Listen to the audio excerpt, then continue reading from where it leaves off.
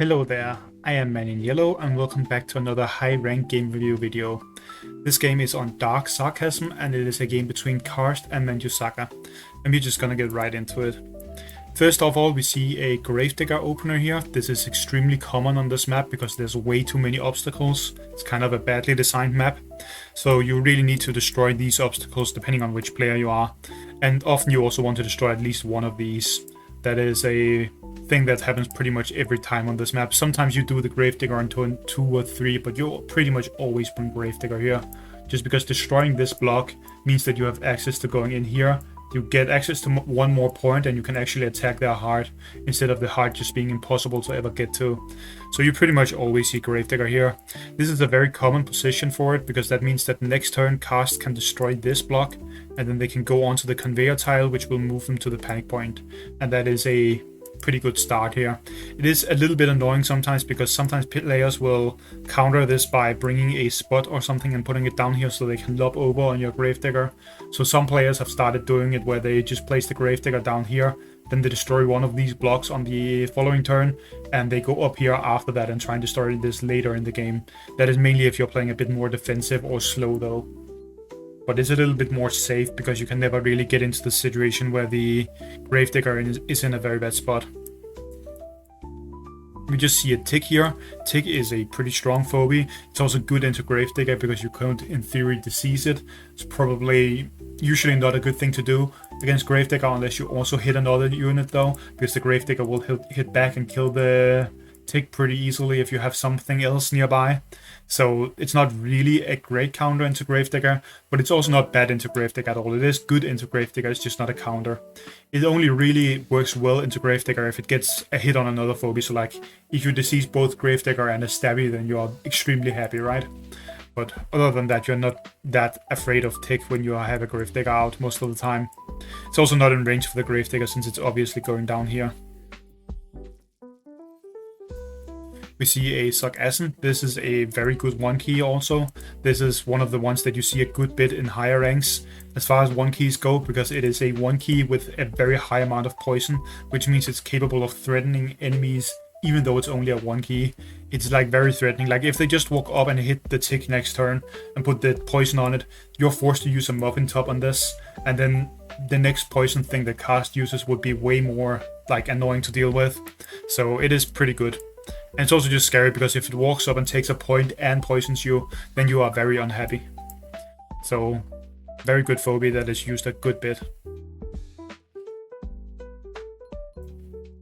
manjusaka just places a cowbell up here. That means that you can't take this point for free. You probably couldn't really anyway, because this would end up killing the Sarcasm with a jar cannon. But yeah, it's just a phobia that cannot get poisoned, and they wanted a one key out so that they could still bank a bit. Then we see Karst just bring a Bomangles. That makes a lot of sense. They want a turret here, but they also want it to be mechanical so it doesn't get diseased by this. Which means your options are essentially either Bomangles or maybe Giggles if you want to go down that path. You could also in theory go Guns or Bonzo, but that's more of a support, not really a like turret most of the time. It is still a turret, but it's less powerful as a turret. It's more used just as a support phobia.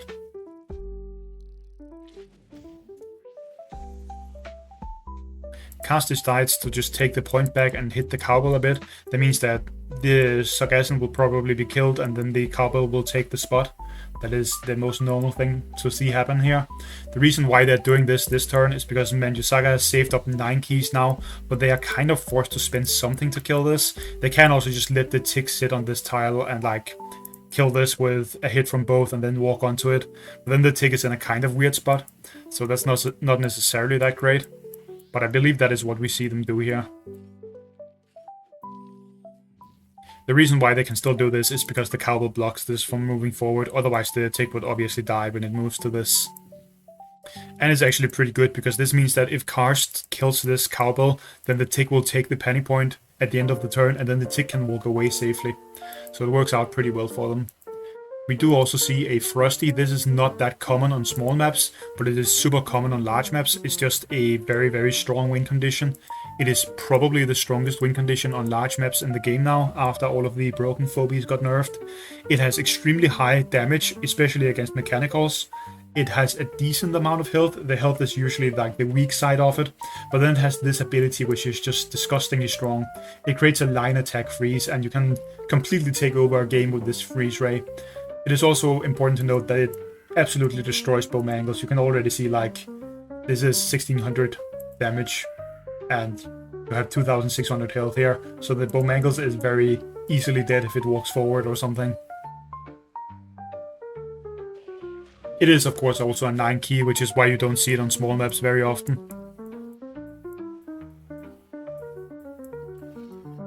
Karst kind of just has to let them get this point for free. There's not really much of a choice here. And they choose to go for a Seppi. The reason why he chose to go for Seppi here is obvious. This deals a ton of damage to mechanicals, but then this will return the damage, and this has a ton of health and also deals a lot of damage to mechanicals. So it kind of counters Frosty, at least to a certain degree.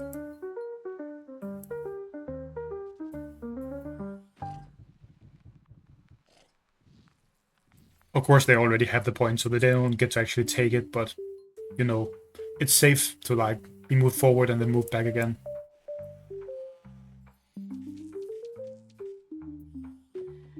And we can see here that Karst is just sitting in a very defensive position because they don't want to get multiple phobies frozen. If manjusaka went in on this turn and froze 2 phobies, that could just end the game there. At least that is a thing that could happen. It's not necessarily game over, but it could be. And Karst also brings Sir Probes a lot. For anyone who hasn't seen this phobia before, it is because it is a very high stress level phobia. It's actually the final stress level phobia. It has fairly decent combat stats for a 5 key, considering it has a very strong ability. I think the stats are kind of equal to that of a decent 4 key fighter. And then for 1 more key, you are getting this ability, which places a shield on a friendly unit that will absorb up to 2 abilities or attacks, which is pretty strong in my opinion. I think this is a very powerful phobia. It is also a great counter to Frosty because you cannot fly forward and freeze big phobia if it has a shield on it. Now we see a shield go onto the Seppi here, which means the Seppi can just walk forward without a care in the world really. Now it could still take some damage here, but it's probably not going to. It can't really get frozen in this position because like you wouldn't be able to both line attack, freeze and hit it. So it's probably safe here. And Karst banks again to have some more keys. Then they can either go for something large or they can counter whatever manjusaka starts doing here, because at this point Karst is kind of in a position where manjusaka can't really fight them because of the shield on their big phobia. This phobia will absolutely obliterate the Frosty if it goes into like combat with it, and they can't freeze it in any way, which means that if manjusaka just sits back, then Karst gets to place more shields on their phobies eventually, and then they will just be in a worse and worse position. So at this point manjusaka is kind of forced to play something, or at least try and set up some kind of thing. They just bring a 1 key out here for now, which is fine I guess. It's not really anything that does a whole lot, but it also isn't bad. They're probably just going to be using this to take a point or something, would be the initial thought. It could also be used to try and bump off the shield on this, but that's kind of a weird use of it. And now we get the Brony. This is kind of their thought here. I couldn't freeze their entire team, so now I'm going to power them down. And then once they are powered down, you can go in and start killing them. And when the power down is about to end, you can then freeze them, and you can essentially just stun lock the opponent's team. That is probably their game plan here. The problem with this game plan is, of course, and I don't know if manjusaka actually knew this, this also negates abilities. So if you go in next turn and you use the big debuff, this doesn't care because of the shield on it. It just removes one of the shields, which isn't really a big thing. We see Karst brings a tick in here, which of course makes a lot of sense into the Brony, because, I mean, who cares if it doesn't deal the 400 damage if you are poisoning or diseasing multiple phobies, then it's still good. So that is a pretty good choice here. We also see that Karst moves into a position where all of their phobies probably won't get debuffed that easily unless manjusaka uses the shovel. So if manjusaka only went to the middle point here and used the ability, they wouldn't really get much value out of it, which means they are forced to go into the middle of the enemy team with it. And that is of course pretty good for Karst, because this phobia doesn't care about the disease thing, or not the disease, but it doesn't care about the too friendly damage because it has a shield on it. It can't get powered down. And then the tick can also still try and put some disease on maybe the Brony and the enemy tick or the shovel or whatever. So it is a pretty good thing here. I feel like maybe Karst should have placed their Gravedigger even further back, but it's nearly impossible to avoid a Brony with a shovel. Like, they would have had to put their Gravedigger down here, and then it's just not even relevant anymore. So they kind of just had to let them do something here. Also, I think that last turn manjusaka should probably have placed their phobies in a slightly better way. They have their phobies actually in a position where they could do something. The problem with that is that if they choose to remove the shield from this, they will also end up having a lot of their own phobies be hit by the Brony. So that is a bit of a problem. I think they could have turned the shield off though by walking in with this tick, hitting it like this, flying the Frosty up here and hitting, and then they would push it in here and they would debuff the Sappy too, and that would be in a lot better of a position for them in my opinion. So I think they made a bit of a misplay here, but it's like not necessarily a misplay, because if you had done that, the Frosty would also be turned off. So like you would have no damage, which would also be problematic. So they are kind of forced to do a kind of weird invade here, where they like bring in the Brony first and then all of the other phobies run into the middle. This is not that uncommon of a play thing to do with Brony. That is something that you often do, where you use shovel or maybe you use pedals or some kind of other way of going into the middle of the enemy team, or you just straight up run Brony in there without need for support. Then you debuff them all and then you bring your own phobies in afterwards to try and kill their phobies while they cannot return damage because they have no damage left, right? But this will actually still do damage because of the shield, and there wasn't really a good way for manjusaka to stop that, unfortunately for them. Unless they had maybe tried placing the Brony a bit further forward last turn, but if they had placed the Brony up here, then it would have risked getting hit and stuff like that, and it would maybe have been pretty awkward for manjusaka also, so they weren't really able to place it in that great of a position here, no matter what they did.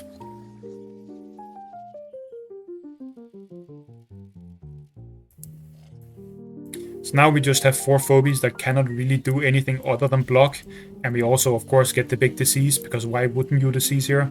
That is a great thing to do. This still deals damage because it is a shielded phobia, of course. And we just see the, what's it called, the Bomangles walks forward, and that's kind of just to let it die essentially, because manjusaka kind of has to hit whatever phobies are close to him, because if he like starts running down here and try to fight, it doesn't do much. So Karst just wants him to kill this phobie so that he can summon something that will actually do damage.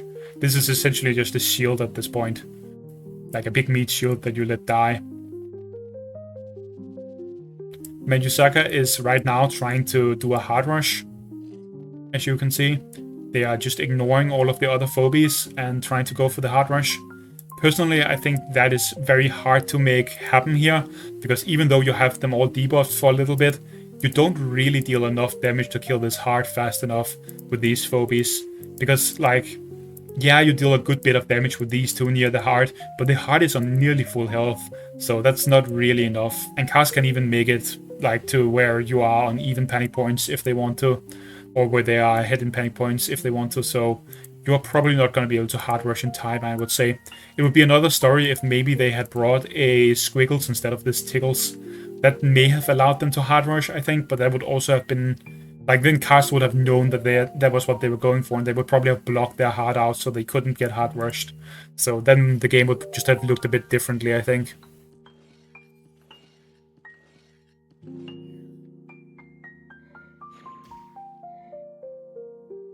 We also see that Karst moves this down into the corner where it's safe now, because otherwise it could get killed by these. And then maybe manjusaka would have a path where they don't hard rush but instead kill your phobies.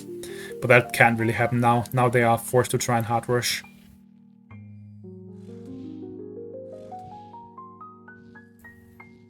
They also move their Frosty all the way down here, because down here it can't actually die. 2 hits from this will not be enough to kill it, and it is in a position where it's very hard to kill. Though they can be hit with this ability, so it will probably still die, but they freeze this instead of hitting the heart, so that it won't die, which means it can hit the heart next turn, but it's not going to be enough damage. You can already calculate that right now. If Karst just kills the the shovel, suddenly you don't have enough damage to do this hard rush ever. So, yeah.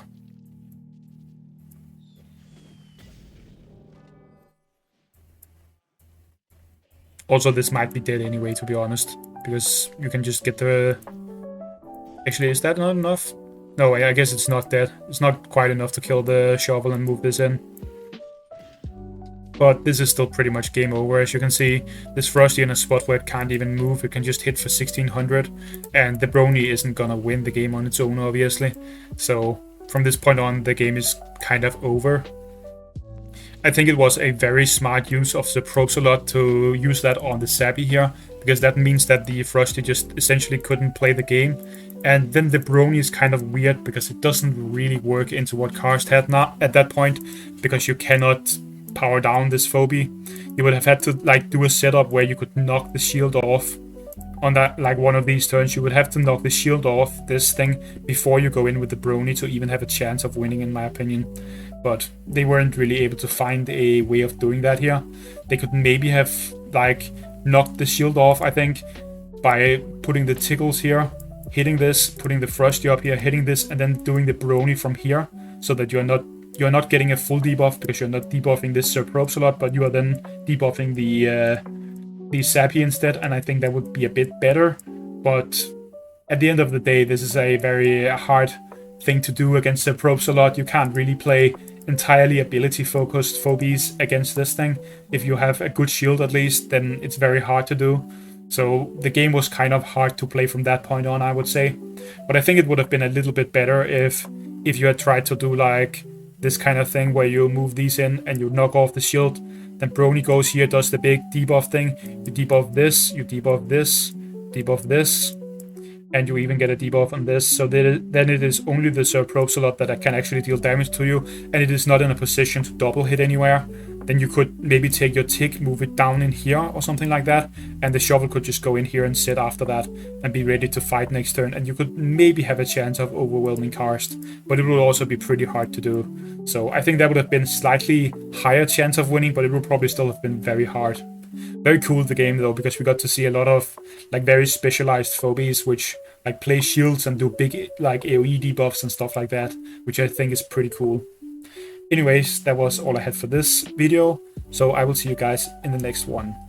Bye.